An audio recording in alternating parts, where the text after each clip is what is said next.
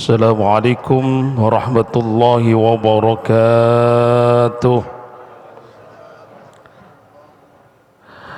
Alhamdulillah wassalatu wassalamu ala Rasulillah sayyidina wa habibina wa syafi'ina wa qurrati ayunina wa maulana Muhammadin wa ala alihi wa sahbihi wa man tabi'ahu ila yaumil qiyamah, amma ba'du.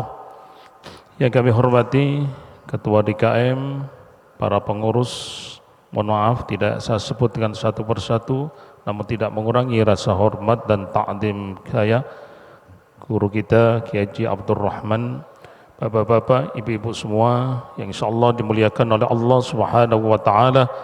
Bersyukur kita kehadirat Allah Subhanahu wa taala atas limpahan taufik hidayah serta inayahnya yang telah kita rasakan bersama, sehingga alhamdulillah pada malam hari ini, tepatnya malam terakhir di bulan suci Ramadan ini, kita masih diberi nikmat iman dan Islam, nikmat sehat wal afiat, nikmat panjang umur, sehingga kita bisa hadir kembali di masjid ini. Mudah-mudahan seluruh rangkaian amal ibadah kita di bulan suci ini diterima oleh Allah Subhanahu wa taala. Amin ya rabbal alamin. Bapak Ibu yang dimuliakan oleh Allah, tema hari ini adalah menjaga hati dan lidah serta perbuatan di luar Ramadan. Ini tema yang berat. Kenapa? Saya sendiri masih belajar menjaga hati, Pak. Tapi kita sharing aja, ya Pak ya. Bapak Ibu, salah satu ilmu yang wajib kita pelajari sebagai umat Islam adalah ilmu tentang menjaga hati. Sebab apa? Sifat dan karakter seseorang itu merupakan manifestasi dari isi hatinya. Betul nggak Pak? Pak, ini sedih apa gimana nih? Ramadan mau lewat ini, sedih ya? Jadi sifat dan karakter seseorang itu merupakan manifestasi dari isi hatinya. Saya kasih gambaran. Kalau ada ceret isinya kopi, yang dikeluarkan pasti kopi. Betul? Kalau ceret isinya air putih, yang dikeluarkan pasti air putih. Kalau isinya teh, yang dikeluarkan pasti teh. Kalau ada ceret isinya kopi, yang keluar air putih, ada enggak? Ada enggak Pak? Kalau ada itu namanya sulapan. Ya. Begitu pula juga hati. Orang itu kalau mudah memaafkan, hatinya lembut. Orang itu kalau bisa menjaga lidahnya, kata-katanya tidak menyinggung orang lain, enak dengernya, hatinya bening. Ada juga kalau orang pendendam, iri hati, menggambarkan hatinya buruk, hatinya keras. Makanya Rasulullah bersabda, ala wa inna fil jasati mudghah, idza saluhat saluhal jasadu kullu wa idza fasadat fasadal jasadu kullu, ala wahya qalbu. Ingat, di dalam tubuh kita ini ada segumpal. Apabila segumpal itu baik, seluruh perilakunya akan ikut baik. Tapi kalau segumpal ini buruk, seluruh perilakunya pun ikut buruk. Apa itu? Qalb. Ada yang menerjemahkan hati, ada yang menerjemahkan jantung. Karena dari jantung inilah dipancarkan darah. Kalau isinya baik, memancar ke mata, maka mata itu senang membaca ayat-ayat Allah. Memancar ke telinga baik, maka telinga itu senang mendengar ayat-ayat Allah. Begitu seterusnya. Bapak Ibu yang dimuliakan oleh Allah Subhanahu wa taala. Makanya menjaga hati ini sebenarnya sebelum Ramadan kita sudah diajarkan oleh Rasulullah. Sebelum Ramadan bulan Sya'ban, ada sebuah hadis hasan disebutkan di bulan Sya'ban Allah memandang hambanya penuh rahmat, penuh kasih sayang, dan Allah akan mengampuni seluruh hambanya kecuali dua orang. Nah, salah satu dari dua orang itu apa? Musakhin, orang yang bermusuh-musuhan.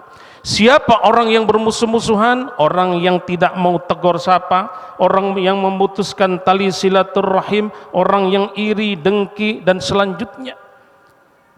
Buat apa kita harus musuh-musuhan?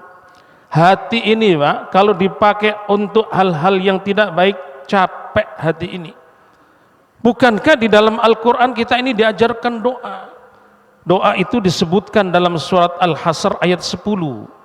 Mungkin Bapak Ibu udah pada hafal nih doa.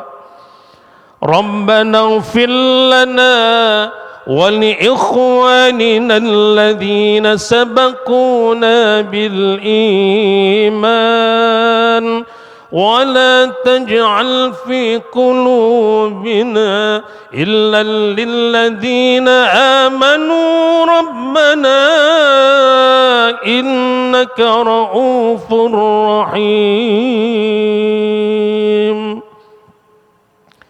Ya Allah, ya Rabb, ampuni kami, ampuni juga saudara-saudara kami yang telah beriman lebih dulu daripada kami. Wala taj'al fi qulubina hillal lil ladzina amanu, dan jangan engkau jadikan kedengkian, dendam, iri hati, hasud mendekam di dalam hati kami terhadap orang-orang yang beriman. Jadi Bapak Ibu, kebersihan hati dari rasa iri, dengki, dendam ini masalah yang fundamental dalam Islam. Sebab apa? Islam berdiri, Islam tegak tidak bisa lepas dari dua hal. Apa itu dua hal? Hubungan baik dengan Allah, buktikan hubungan baik dengan sesama manusia. Atau dalam bahasa Al-Quran disebut hablum minallah wa hablum minannas. Islam tidak bisa lepas dari dua hal ini Pak Bu. Hablum minallahnya baik, sholat rajin, jamaah rajin, taklim kemana aja ia ikutin, tapi lidahnya ia tidak bisa menjaga, menyakitkan orang lain, dipertanyakan Islamnya. Atau sebaliknya, hablum minan nasnya bagus, rukun tetangga, RT RW bagus, sodako gak pernah ketinggalan, sholat kagak, puasa bolong-bolong, dipertanyakan juga Islamnya. Oh mendingan saya Pak Ustadz, mendingan bagaimana? Dia sholat rajin, jamaah rajin, lidahnya tajam. Saya sholat jarang-jarang, puasa bolong-bolong, sosial saya bagus. Kira-kira Bapak kalau saya suruh milih, yang pertama apa yang kedua? Pak, yang pertama sama kedua? Pertama sholat rajin, lidahnya tajam. Yang kedua gak pernah sholat, tapi hubungan sosialnya bagus. Pilih yang mana? Pak, ini kebanyakan kolak kali ya. Dua-duanya remek Pak. Islam tidak bisa lepas dari hubungan baik dengan Allah. Buktikan hubungan baik dengan sesama manusia. Tuh, jaga hati sampai di luar Ramadan. Yang kedua, jaga lidah kita, lisan kita. Makanya Nabi mengajarkan ketika kita saum Ramadan ada orang mencaci kita, ngebully kita, memfitnah kita. Apa jawabnya yang diajarkan Nabi? Maaf, ana shaim, saya lagi puasa. Jadi itu dilatih Pak, lidah kita ini supaya tidak mengucapkan hal-hal yang dilarang dalam agama. Nabi cukup bilang ana shaim. Temennya sebelah bingung. Bingung bagaimana? Ini orang sabar banget ya, dicaci maki, dibully, dihina, diem aja. Ditanya, ente kok diem aja, sabar banget? Apa kata dia? Habis maghrib gua balas dia. Sama aja kalau gitu. Jadi lidah ini Pak, di training di bulan Ramadan, di luar Ramadan dipraktekkan. Makanya benar apa kata Rasulullah, man kana yu'minu billahi wal yaumil akhir falyakul khairan aw liyasmut. Siapa yang menyatakan dirinya beriman kepada Allah dan kehidupan akhir, hendaknya ia berkata yang baik. Kalau nggak bisa, mendingan diem aja. Tuh, Nabi mengatakan mendingan diem aja. Karena apa? Gara-gara lidah, orang ini bisa terselamat dari api neraka. Lidah yang bagaimana? Ia basahi dengan kalimat tauhid. Asyhadu alla ilaha illallah. Gara-gara lidah orang matinya husnul khotimah, lidah yang bagaimana di akhir kalamnya ia mampu mengucapkan la ilaha illallah. Gara-gara lidah ia bisa terhindar dari bala dan bencana. Lidah yang bagaimana ia basahi dengan istighfar. Wa ma kana Allahu mu'adzibahum wa hum yastaghfirun. Allah tidak akan menurunkan sebuah bencana selagi di kalangan mereka lidahnya masih ia basahi dengan istighfar. Gara-gara lidah kita pun bisa dapat syafaat Al-Quran di akhirat. Iqra'ul Quran fa innahu ya'ti yaumal qiyamati syafi'an li ashabi. Baca Al-Quran, karena Al-Quran yang kita baca bisa jadi syafaat di hari kiamat nanti. Makanya Ramadan ini kan disebut bulannya Al-Quran, Syahrul Quran. Oleh karena itu amalan yang sangat dianjurkan itu apa? Memperbanyak membaca Al-Quran. Bapak Ibu baca Al-Quran di luar Ramadan beda Pak pahalanya di dalam Ramadan. Ini kesempatan satu hari lagi. Di luar Ramadan satu huruf tanpa wudhu satu kebaikan. Pakai wudhu satu huruf 10 kebaikan. Di Ramadan bisa 100 kali lipat, 700 kali lipat bi ghairi hisab, tanpa batas. Makanya para sahabat-sahabat Nabi di bulan Ramadan itu tidak melewatkan begitu saja tanpa menghatamkan Al-Quran. Contoh, Sayyidina Utsman bin Affan menghatamkan Al-Quran 3 hari sekali. Bahkan dalam sebuah riwayat, sesekali beliau menghatamkan Al-Quran itu 1 rakaat sholat witir. Bisa dibayangin Pak, 1 rakaat sholat witir Utsman bin Affan hatam Al-Quran 30 juz. Kita kalau witir berapa rakaat Pak? 3. Yang dibaca biasanya rakaat pertama Al-A'la, yang kedua Al-Kafirun, yang ketiga Al-Ikhlas, Al-Falaq, An-Nas. Betul? Itu aja udah kepanjangan Pak. Saya ada tugas rutin di pensiunan Jenderal Angkatan Laut Pangkalan Jati, Pondok Labu. Itu kalau sudah di depan pintu salah satu jenderal, Ustadz ingat apa itu Pak? Jangan panjang-panjang ayatnya. Siap jenderal.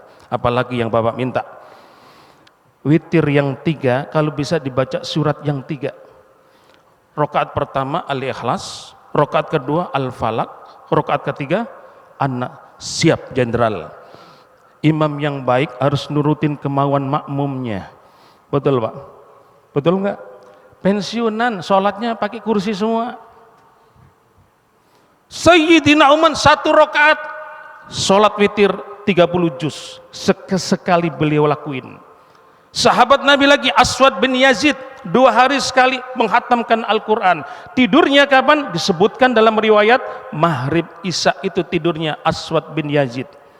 Selanjutnya dia pakai untuk ibadah. Begitu Bapak Ibu, orang-orang dulu hebat-hebat tidurnya dikit-dikit. Imam Nawawi yang banyak kitab yang beliau karang, Majmu' Syarah, Arba'in Nawawi, Riyadhus Shalihin, Al-Adhkar, dan masih banyak lagi kitab yang beliau karang. Tidurnya kapan? Saat ngarang kitab, kantuk datang, jidatnya ia tempelkan di atas kitabnya. Orang dulu hebat-hebat tidurnya dikit-dikit, beda dengan kita sekarang dikit-dikit. Jangan kenceng Pak, dikit-dikit. Tuh, yang lebih dahsyat lagi Imam Syafi'i. 1 bulan beliau menghatamkan Al-Quran 60 kali hataman. Kalau 60 siang hatam, malam hatam. Nah kita kira-kira berapa kali Pak? Pak, denger enggak ini? Sekali, berarti sekali, malam ini 30, berarti juz 30. Itu jangan ditawar-tawar lagi. Karena apa? Gara-gara lidah tadi kita dapat syafaat dari Al-Quran. Baca itu Al-Quran. Maka benar kata Rasulullah, man kana yu'minu billahi wal yaumil akhir falyakul khairan aw liyasmut. Kalau gak bisa ngomong baik mendingan diem. Makanya ada peribahasa, diam itu emas. Diam itu emas. Di samping lidah ini bisa mendatangkan kebaikan, lidah pun gara-gara lidah ini bisa kita ini memakan dangkai saudara kita sendiri. Ayyuhibbu ahadukum ayyakula lahma akhihi maitan fakarihtumuh. Tahukah kamu siapa orang yang memakan bangkai saudaranya sendiri? Orang yang membicarakan aib saudara-saudaranya. Gara-gara lidah Bapak Ibu kita ini banyak orang nanti disiksa di alam kubur. Mana dalilnya? Rasulullah lewat di pemakaman, ada 2 kubur lagi disiksa. Apa kata Rasulullah kepada sahabat? Ambilkan pelapa kurma. Ketika diambilkan, dipatahin Nabi jadi 2 itu pelapa kurma, dicucukkan di sebelahnya, dicucukkan satunya di sebelahnya. Apa kata Rasulullah? Mudah-mudahan sebelum kering pelapa ini bisa meringankan siksa ahli kubur ini. Para sahabat bertanya, memang siapa dia ya Rasul? Sebelah ini disiksa gara-gara kencing gak cebok. Pak, denger gak nih? Denger gak? Ini laki-laki biasanya main peper-peper aja ini. Tiang listrik jadi korban, ban mobil jadi korban, betul? Nggak cebok masuk masjid, ya Allah itu najis dibawa ke rumah Allah. Yang satu gara-gara apa disiksa? Yamshi bin namimah. Selama hidupnya ia sering apa? Menyebarkan fitnah, lisannya mengadu domba. Makanya Bapak Ibu yang dimuliakan oleh Allah, yuk kita jaga lisan kita di luar Ramadan. Apalagi banyak perbuatan-perbuatan yang harus kita praktekkan di luar Ramadan. Di antaranya apa? Mudah memaafkan. Ada satu tradisi baik yang dipupuk oleh umat Islam di negara kita yang kita cintai ini. Apa itu? Ketika Lebaran kita selalu berdoa. Apa doanya? Semoga Allah menerima amal Ramadan Anda, amal Ramadan kita semua, dan semoga kita semua ini termasuk golongan orang yang berhasil kembali kepada kesucian. Sebuah doa yang begitu indah diiringi dengan permohonan maaf. Selamat Hari Raya Idul Fitri, mohon maaf lahir dan batin. Taqabbalallahu minna wa minkum minal aidin wal faizin kullu amin wa antum fi khair. Itu doanya, Pak. Makanya tradisi saling memaafkan di bulan Syawal ini tradisi baik. Tapi ingat, meminta maaf, mohon maaf itu tidak harus nunggu bulan Syawal. Ketika kita melakukan kesalahan, perbuatan dosa, saat itu harus meminta maaf. Jangan nunggu bulan Syawal. Kan ada Pak Bu, orang yang meminta maaf di mulutnya aja, tapi hatinya masih bejendol. Ada nggak Pak? Ada nggak? Pak? Ngomong doang, hatinya bejondol. Itu belum minta maaf namanya. Karena apa? Meminta maaf harus lahir dari hati sanubari kita yang paling dalam. Kita sadari mustahil manusia itu luput dari kesalahan, kekeliruan. Makanya pentingnya kita ini sering memohon ampun kepada Allah atas dosa-dosa yang kita lakukan dan meminta maaf kepada sesama manusia atas kesalahan-kesalahan yang pernah kita perbuat kepadanya. Oleh karena itu di antara perbuatan yang harus kita terapkan di luar Ramadan adalah mudah memaafkan. Karena orang yang mudah memaafkan itu apa? Salamun hiya hatta matla'il fajr. Ada kedamaian. Orang cirinya dapat Lailatul Qadar itu gampang, Pak. Apa? Pandai membaca. Lailatul Qadar yang diturunkan apa? Al-Quran. Al-Quran secara bahasa artinya bacaan. Makanya dengan mudah dikatakan orang akan dapat Lailatul Qadar orang yang pandai membaca. Apa yang dibaca? Ayat-ayat Allah. Ayat Allah ada 2, Qur'aniyah, Kauniyah. Qur'aniyah ada yang dalam Al-Quran 30 juz, 114 surat, 6236 ayat. Kauniyah apa? Ayat yang terbentang di alam raya jagat ini. Dari ayat kaunia muncul ilmu arkeologi. Dari ayat kaunia muncul ilmu astronomi. Dari ayat kaunia muncul ilmu kedokteran dan masih muncul ilmu-ilmu yang lain. Makanya orang yang akan mendapatkan Lailatul Qadar, orang itu pandai membaca. Kalau orang pandai membaca, semakin banyak ilmunya, jalannya merunduk seperti padi. Dan apa yang ia dapatkan? Salamun hiya hatta matla'il fajr. Kedamaian akan ia dapatkan. Makanya keluar Ramadan masih ada cekcok, ada rasa iri, dengki, malaikat tidak mau membersamai dia. Kenapa? Malaikat itu maunya bersama dengan orang-orang yang hatinya damai. Oleh karena itu, yuk kita di gembleng Ramadan ini kita buang kikis habis-habis itu, yang kita harus bisa menjaga hati kita, lidah kita, dan perbuatan-perbuatan kita di luar Ramadan. Mudah-mudahan Allah Subhanahu wa Ta'ala memberikan kesehatan kepada kita semua. Keluar Ramadan kita terbentuk menjadi orang-orang yang bertakwa. Amin ya rabbal alamin. Kurang lebihnya mohon maaf. Wassalamualaikum warahmatullahi wabarakatuh.